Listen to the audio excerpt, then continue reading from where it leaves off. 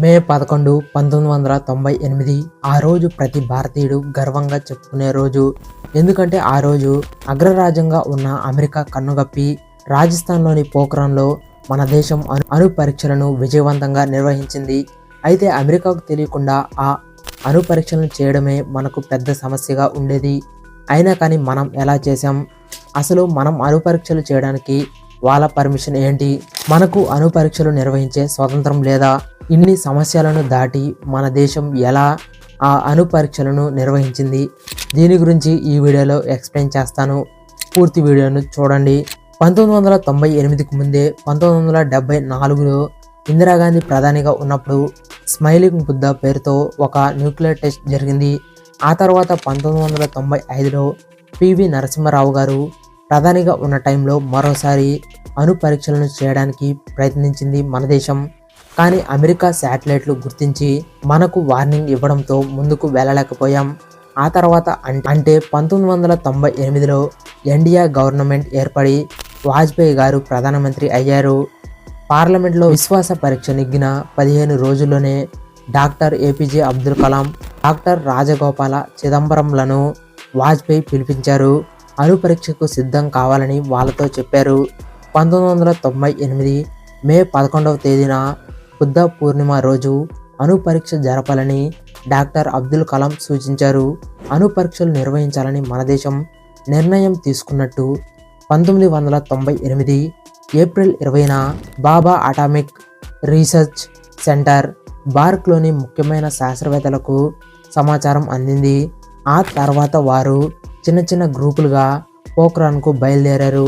ఒక కాన్ఫరెన్స్కు హాజరయ్యేందుకు ఢిల్లీ వెళ్తున్నామని, 20 రోజుల వరకు ఫోన్కు కూడా అందుబాటులో ఉండే అవకాశం లేదని వారు వాళ్ళ ఇంటి సభ్యులకు చెప్పుకున్నారు. ఈ మిషన్ను సీక్రెట్గా ఉంచేందుకు సైంటిస్టులు మారుపేర్లతో ప్రయాణాలు చేశారు. పోఖ్రాన్కు నేరుగా వెళ్లకుండా వేరువేరు ప్రదేశాల మీదుగా అక్కడికి చేరుకున్నారు. BARC defence research and development organisation డిఆర్డిఓకు సంబంధించిన 100 మంది సైంటిస్టులు అక్కడ కలుసుకున్నారు. పోఖ్రాన్కు వచ్చిన శాస్త్రవేత్తలు వేసుకునేందుకు వాళ్లకు ఆర్మీ యూనిఫామ్ను ఇచ్చారు. చెక్కలతో కట్టిన చిన్న చిన్న రూమ్స్ను వారికి కేటాయించారు. అందులో సింగిల్ బెడ్ మాత్రమే ఉంటుంది. అణుబాంబులకు క్యాంటీన్ స్టోర్స్ అనే కోడ్ నేమ్ను ఇచ్చారు.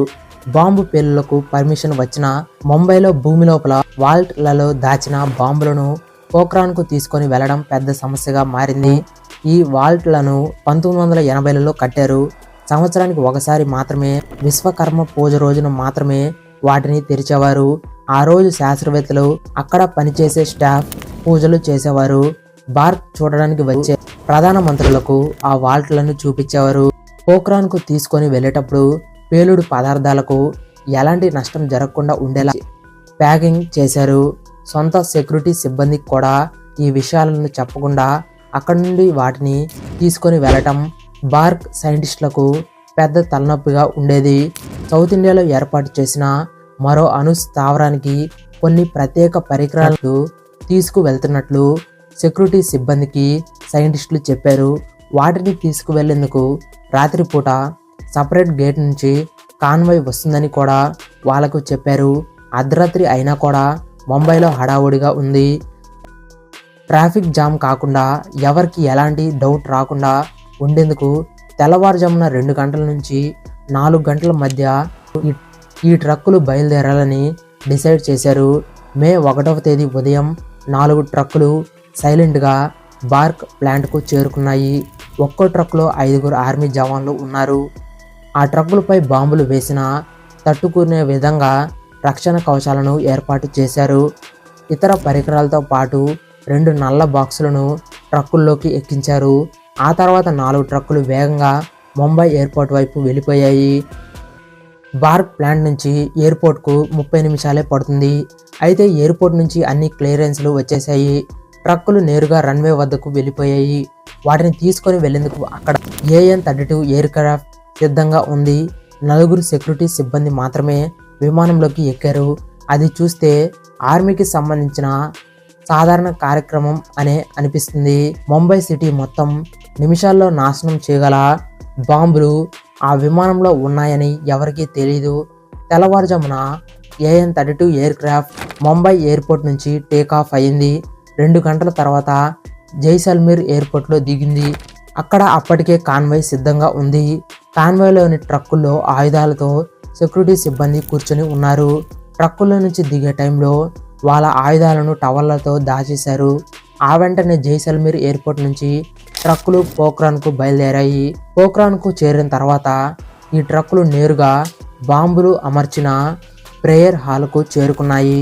పైన తిరుగుతున్న ఉపగ్రహాలకు దొరకకుండా ఉండేందుకు సైంటిస్టుల టీం ఎక్కువగా రాత్రిలో మాత్రమే పనిచేసేది. 1998లో కూడా అమెరికా నిఘు సంస్థ అయిన సెంట్రల్ ఇంటెలిజెన్స్ ఏజెన్సీ CIA పోఖ్రాన్పై ఉపగ్రహాలను తిరిగేలా చేసింది. అయితే అణుపరీక్షకు కొద్ది రోజుల ముందే అలా జరిగింది. వాటిలో ఒక్క ఉపగ్రహం మాత్రమే పోఖ్రాన్ను గమనిస్తూ ఉండేది. అది కూడా ఉదయం 8 గంటల నుంచి 11 గంటల మధ్య పోఖ్రాన్ మీదుగా వెళ్ళేది. అయితే ఈలోపు మన వాళ్ళు పని పూర్తి చేశారు.